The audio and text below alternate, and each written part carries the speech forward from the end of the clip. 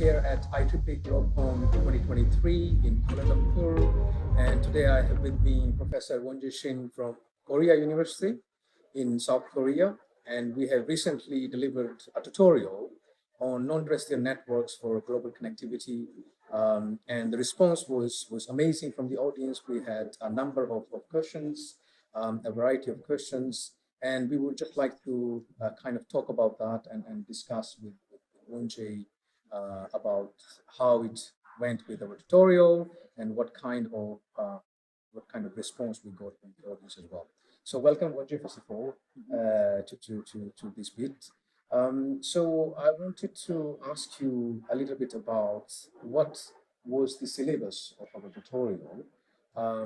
So we did discuss about, let's say, how, let's say, NTN or non-terrestrial networks can be used for IoT applications, and also what kind of role they can play in 5.5G standardization and 6G as well, and with recent releases coming up from 3GPP.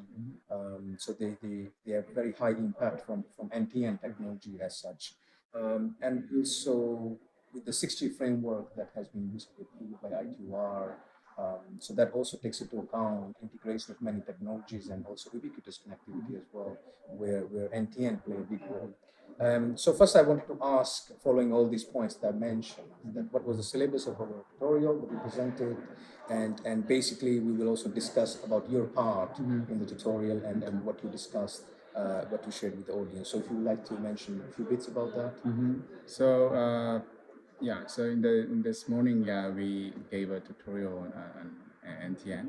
For me, I discussed about how to design some kind of the multi-beam satellite communications to satisfy heterogeneous demands, the different geolocations and time variations. So specifically, there are several challenges to design a multi-beam satellite communications. So first one would be about the overloaded system. So there are large, very high level of the interference between the multi-beam satellite communications. So to deal with this, we have to come up with more like more robust and flexible multiple access. And also in the meantime, also we have to tackle another challenge regarding channel state information is not very good enough. For example, when you talk about aerial satellite, of course, the speed of the aerial satellite is quite fast. It's about 27 kilometers per hour. So it causes a lot of very huge amount of Doppler shift, and also by the time the satellite or gateway got the channel information, it's already pretty outdated. So whatever beamforming technique you want to use, it's going to fail with data system. So with this challenge, we have to come up with more robust and flexible multiple access. For example, recently we have a lot of make effort to design of the RSMA, race split multiple access in the context of the satellite communications. Yes, I think that sounds great. So I wanted to ask you about the basics of grid splitting multiple access. So for the people who are starting in this research area, so what is the basic principle of using grid splitting multiple access, and how different it is, let's say, the conventional non-orthogonal multiple access or even orthogonal multiple access and space division multiple access. So how is it different from these, and what are the basic principles of RSMA, if you could explain quickly?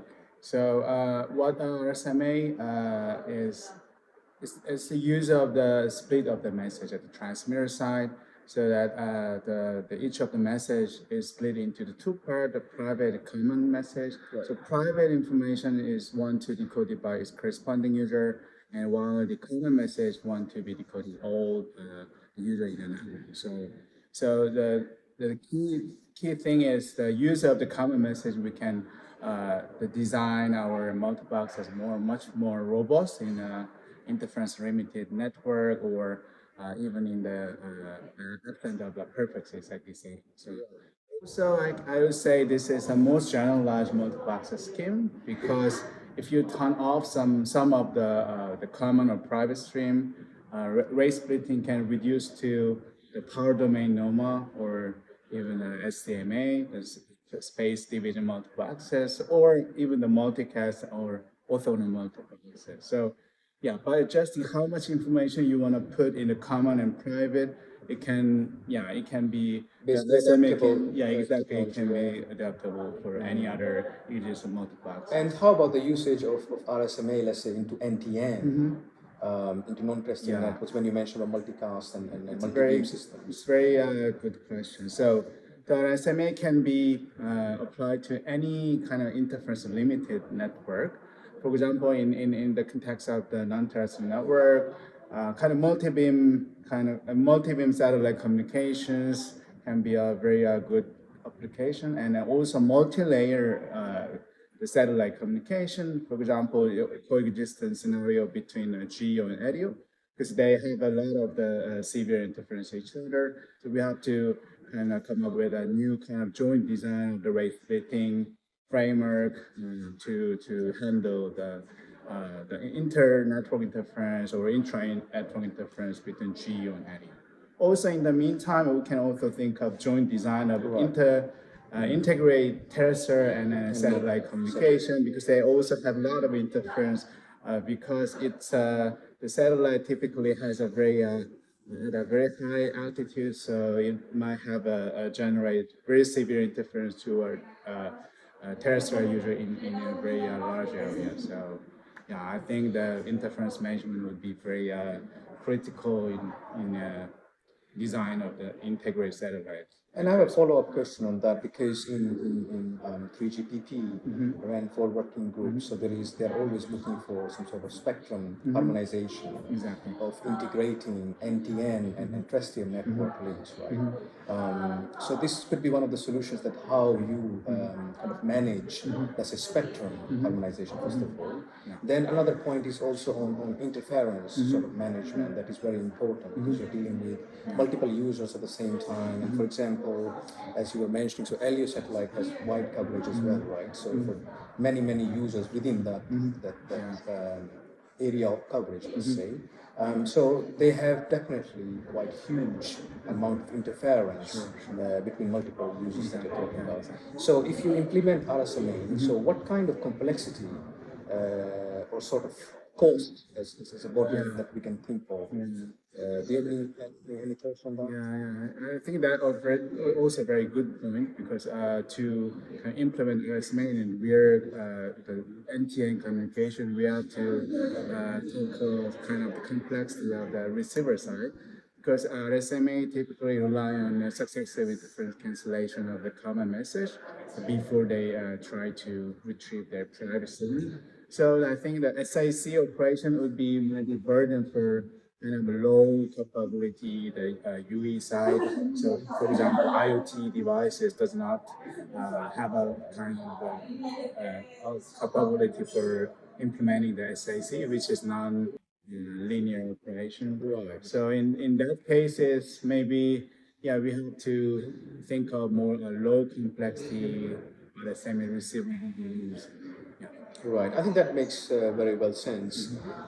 So in other half of our tutorial, so from multiple access approaches, we also went into sort of explaining like AI usage into LEO satellites, and also the flying platforms like your UAVs, your drones, and then your hot air balloons to so on. So it can be the case that you have many complex sort of algorithms, even though technically advanced, but quite complex sort of solutions as well. So it really needs some time to see that are these commercially viable or not. After finish our tutorial, some of the audience asks, what is the relationship between 3GPP and conventional satellite industry? Yes. For example, Starlink, how they think of 3GPP NTN standardization like this. We recently did a panel as well, just to kind of plug in here. So it was myself, you, and also Marco Vivenzo from Paris Saclay. So we did talk about how we can use, let's say, AI and intelligent meta surfaces into NTN. So how sustainable these solutions are, and how we can develop some sort of resilient network by using multiple simultaneous transmission and reception research, holographic media, or trying to explore some principles of electromagnetic information theory. So we discussed that during the panel as well, and there was a lot of interest from the audience into these topics. So I think that's great. That's good to chat with you, Wonjae. Thanks for sharing your thoughts.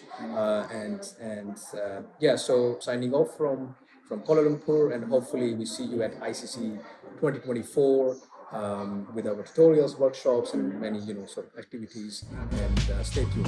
Thank you.